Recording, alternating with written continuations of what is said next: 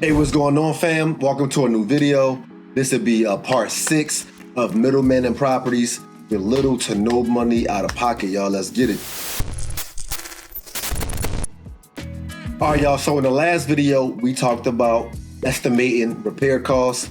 This video, I want to talk about running the numbers, coming up with the right comparable sales, coming up with a right offer, stuff like that. And I'm not even gonna go super duper real estate wordy for y'all. We're gonna keep this super simple. And this is a free way where you could know how to come up with the right offer, knowing how to run a comparable sales, all of that stuff. So you talk to the seller, right? They told you what the repairs of the property was. They ready to sell. You gotta determine what number to offer a seller, y'all. And before we get into that, there's a couple things I need you to understand. You need to know the property that you're discussing with the seller. How much is that property worth after it's renovated and fixed up? Why? Because we are selling it to your real estate investor, and we got to keep them in mind on how much can they sell this property for.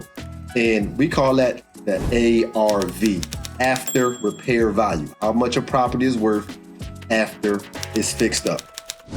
Now, how do we go about doing this, y'all? We got to find comparable sales in the area.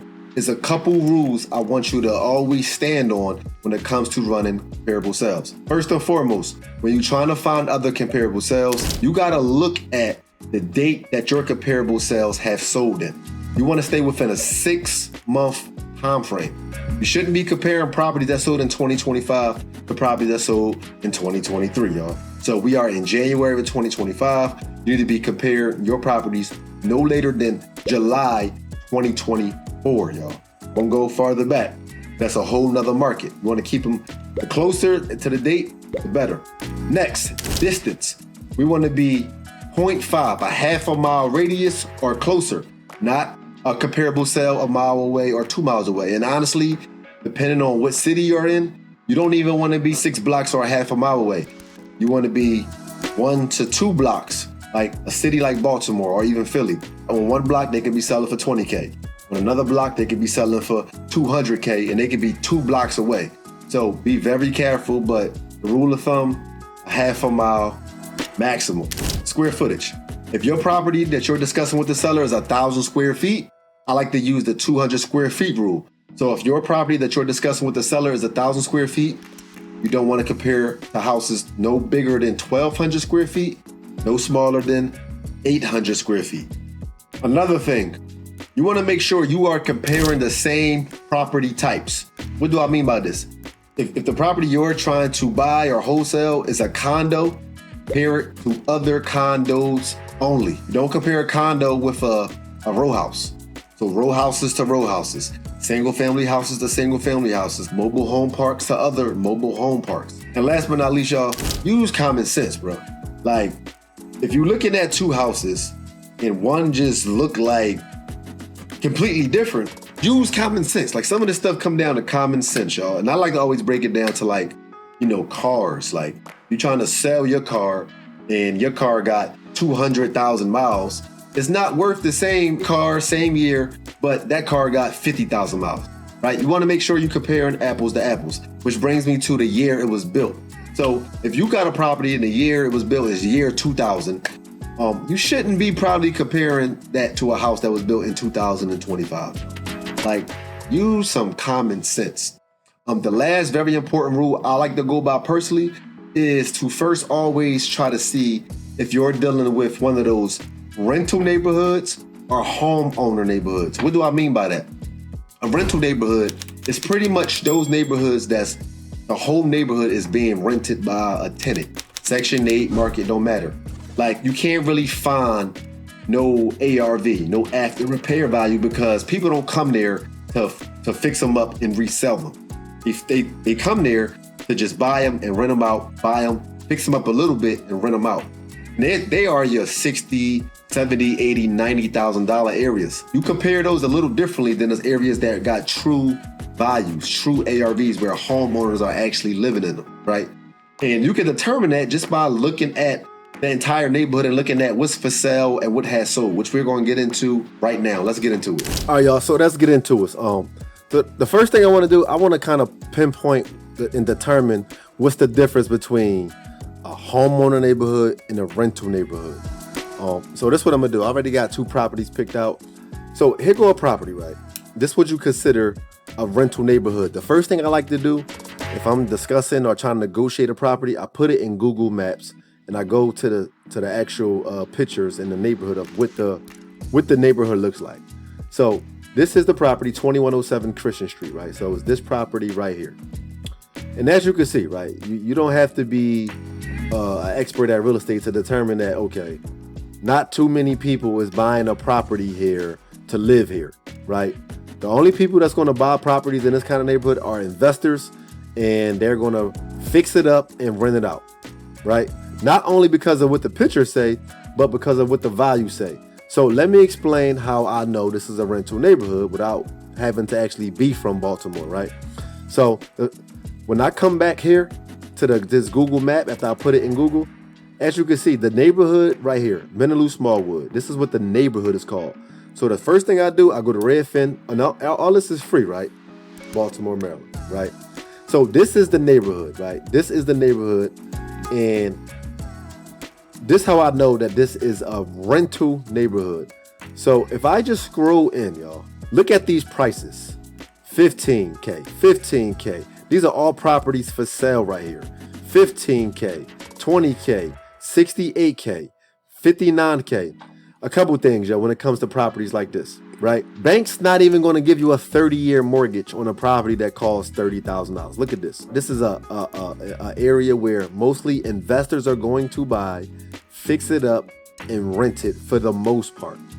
Even if I go to sold comps, right? Sold properties in the last 6 months. This doesn't have a true ARV.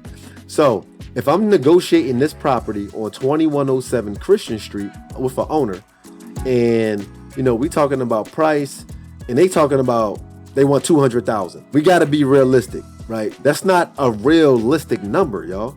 Look at what prices are selling. Look at what properties are selling for. Now, of course, after having that conversation, we would know the condition of the property. So if they say that the property needs a full gut renovation and it needs everything, well, damn near every property over here needs everything, right? So we looking anywhere between, like, I like to go as low as possible. I like to find the lowest comp I can find, which is 11,000, and that's what I'm going to offer. I'm going to offer him $10,000 to $15,000 for his property. That's what I'm offering. I'm going to try to sell it to a real estate investor for like 20, y'all. Because these areas are special. They don't have no true value. They ain't really worth nothing, y'all. Like, it's going to cost more to renovate the property than it's actually worth, y'all. So again, this is your rental neighborhoods. Now, let's talk about homeowner neighborhoods. All right, so here go another property, again, in Baltimore, right? I like to start off to see what the neighborhood looks like. Much better neighborhood. Everybody's lawn is well maintained. You don't see no boarded up properties. Everything looks good. And this is 1534 Wadsworth Way, right? So, again, let's go back to what I just said. What is the name of this neighborhood? Let's look. The name of this neighborhood is Ramblewood. This is the neighborhood. So, go to Redfin, type in Ramblewood, Baltimore, Maryland. Damn. What did I tell y'all? Go to sold comparable sales that have sold within the last 6 months, y'all. So these are all the comparable sales. And let's sort these from high to low real quick. So as you can see, fully renovated property in the neighborhood of Ramblewood, where our property is at, one sold for $290. Fully renovated. You can just look at the pictures, y'all. Fully renovated. This one sold for $275. Fully renovated. Renovated. Don't look as good as these ones, but it's still renovated. This not renovated, but is in good condition. But we know that in this neighborhood, if you do a full gut renovation, brand new everything, you're going to get anywhere between $290, well, let's say like $260 to $290. So this is what, in the real estate investor's eyes, this is what they can sell the property for after they renovate it. Let's switch up this filter and let's go low to high. A property sold for $144, as you can see. Not bad condition, but needs some updating. Here go one that sold for $145. This one definitely needs to be renovated. Who do you think purchased this property, y'all? A real estate investor. A real estate investor purchased this property for $145 because they know after they fix it up, they can sell it anywhere between $260 and $290 like we just saw. Not rocket science. So when you're talking to that seller, you want to maybe able to get them under contract, let's say for like 130 to 135, to be able to sell it to a real estate investor for 145 and make a quick 10,000. Again, they're going to renovate it and sell it for like 260, y'all. And I try to keep this as simple as possible. Yes, it's a bunch of formulas and stuff you can follow that we use, but for the person who ain't got no money, you just trying to just get in the game and get a good understanding of how this game works. Don't overcomplicate this. Real estate investors is paying anywhere like 145. As you can see, they both need work in this neighborhood, and they selling them for 290, 275-ish. That's it. Like, this mad simple. Don't overcomplicate this, y'all. It's not that deep. So yeah, I kept that super simple. Like I said, man, it's a bunch of formulas and a lot of different things you can do when you really start doing this business full time. But as a newbie who ain't really got a whole lot of money, that's an easy way to determine what your offer should be to a seller of a property, y'all. And again, man, if you ever interested in maybe learning more about how I can help you out and maybe become your coach, I'll put some links in the description. I have a call with one of my team members. We can see how we can best serve you, man. But I'll see y'all on the next video where we'll probably talk about the contracts, y'all, right? The contracts and knowing what your contract should say, making sure that you're protected, things like that, y'all. So let's get it.